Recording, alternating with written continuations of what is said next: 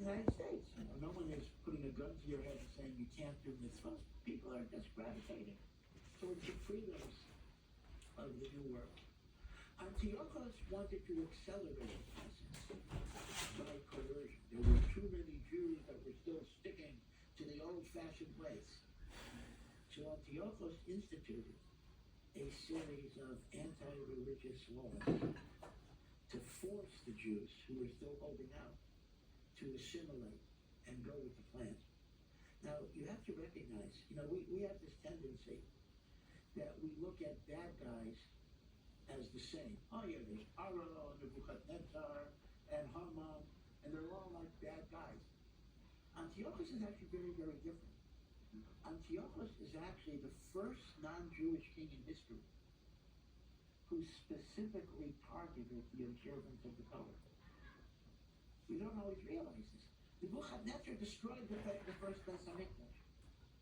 But Nebuchadnezzar didn't care if you went to Dafyomi or worked still in the God. He didn't care. Haman certainly didn't care. Haman wanted to kill you whether you were religious or not religious. It's Antiochus that is waging a war against the Torah. And as Maral explains, it's precisely because Yavan represents the epitome of Chachma that they have a hatred for the Torah. Because the Torah is a rival Chachma system that is undercutting the superiority of their system. Right? Meaning the non-intellectual, brutish Goyim, they didn't care about your Torah or whatever you're doing, even though they may have hated you. But it was precisely the Chachma of Nebuchadnezzar that had a hatred for the Torah. So at this point, the story now becomes familiar, but again, I hope you understand now why we say it is a war of the Greeks. I mean, for people not have perception, Antiochus is not in Greece. Antiochus lived in Syria. So they say, well, they're the Syrian Greeks. Who are the Syrian Greeks? But now you understand what's going on. Because the Ptolemaic dynasty and the Seleucid dynasty are the successors of Alexander the Great's kingdom. Alexander came from Macedonia, but eventually he came to Greece, was able to conquer the empire. So culturally, both the Ptolemaic of Egypt and the Seleucid of Syria were Greek cultures, and Antiochus was promulgating Greek culture, and the familiar litany of the mitzvahs that he prohibited. He prohibited a lot of different things. He prohibited Rosh Chodesh, which is necessary to make the Jewish calendar for holidays. He prohibited the observance of Shabbos. Circumcision was assured, and this was very important because he wanted Jews to participate in the Olympic Games or the athletic games that were in the nude, and there should be nothing distinguishing a Jew from a non-Jew.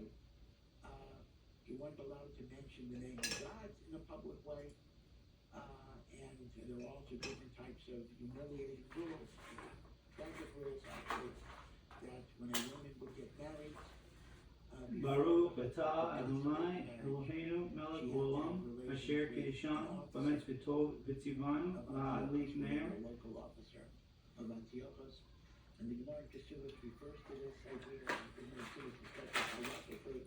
Were women obligated to give their lives, or were they not obligated to give their lives? Baruch atah Adonai Eloheinu melech olam asher kiddushanu b'mitzvot v'tzivanu. And many Jews, as I said, had already been assimilated before Antiochus. And many Jews, as a result of these threats, which were enforced by death penalties, they went along with it. But there was only a very small group of people, that said, we are going to fight to be able to keep the Torah. Okay, now remember, even though Hanukkah turned into a military battle, it didn't have to be a battle. If they just would have surrendered, there wouldn't have been a problem. This was a fight about the Torah. So the initial leader so to speak, was a very old man. He was not a soldier at all. And this is a man called Matisyahu.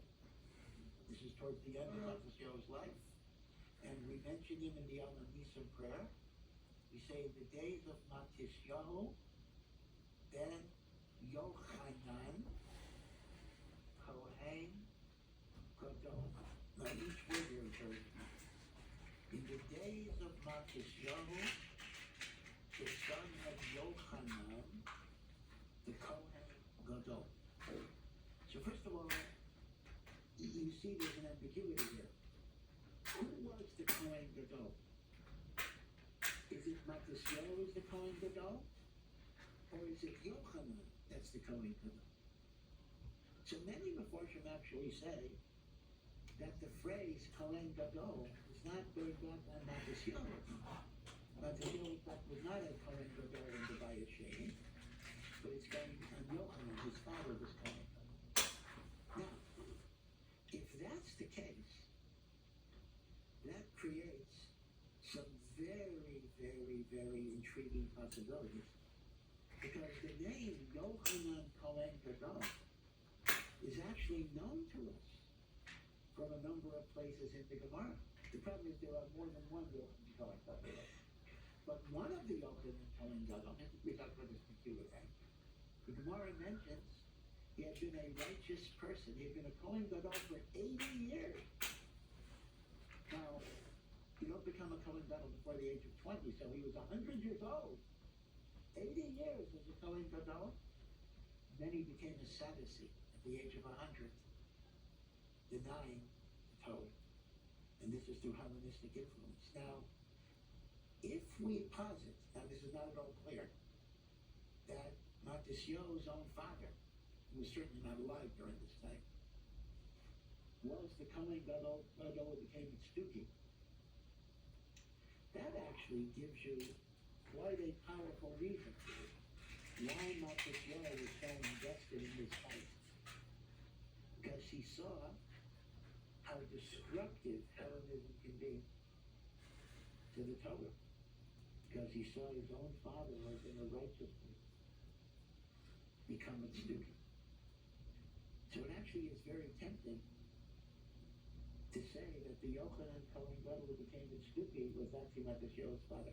However, although there are some Meforshim that say that, many Meforshim say that the Kohen Gadol who became the Tzduki is not Matisyahu's father, it's Matisyahu's descendant. Later they'll be descendants with the same name. Okay, interesting question. All right. So this happened in the days of Matisyahu, the son of Yochanan Kohen Gadol, and then he's called Hashmonai and his son. So, who is Hashmonai? So again, there's a huge machlokas. Now, some Sephardic Sidurim have a girsa, Bimei Matisyahu ben Yochanan, the Hashmonai Uvav. They put a vav. There are two leaders. Leader number one, his name is Matisyahu. And leader number two is another person whose name is Hashmonai. Very confusing, but they're absolutely, she does the say, Matisyahu and Hashmonai are two different people. However, most Rishonim do not have the vav in the Yom Nisan, and Hashmonai is a kinoi for Matisyahu himself. In the days of Matisyahu ben Yochanan, who was known as Hashmonai. That's the Pasuk Pshat. So what does Hashmonai mean? So Hashmonai was the name, not so much of Matisyahu as an individual, but it was the name Baruch of Matisyahu atah as a Adonai, Eloheinu malach olam, asher kishanu, ma'amitzvito b'tzivanu, lahadlik ner, shel Shabbat el Kodesh. Baruch atah Adonai, Eloheinu malach olam, asher kishanu, ma'amitzvito b'tzivanu, lahadlik ner, shel Hanukkah. Were known as the Hashmonai. Oh, that's pretty. So when we say Chashmonaim, we are referring to Matisyahu and his sons. And how many sons did he have? So here, everything's kind of crazy. Some say 7, some say 12. But the standard understanding is 5. He had 5 sons. And the most well-known son is known as Yehuda. Okay? So I just want to end with this thing, that we talk about the Maccabim, and we talk about the Chashmonaim. They are not the same. Right? They are not exactly the same. Chashmonaim is limited to Matisyahu's family. Matisyahu, by now, are known as the Chashmonaim. That was the family designation. It means the noble, righteous people.